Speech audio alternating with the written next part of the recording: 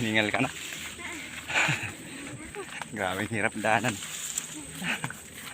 Guys, punta kami guys. Ano guys, kunin namin yung motor doon. Ang motor ko guys. Ayan guys, daanan namin guys. Hirap po.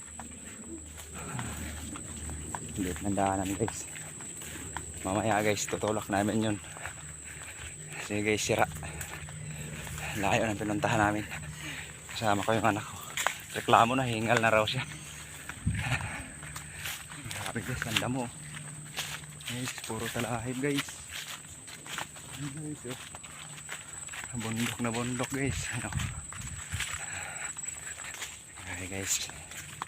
Reklamo na yung isa kong anak. Sinama ko kasi yan guys.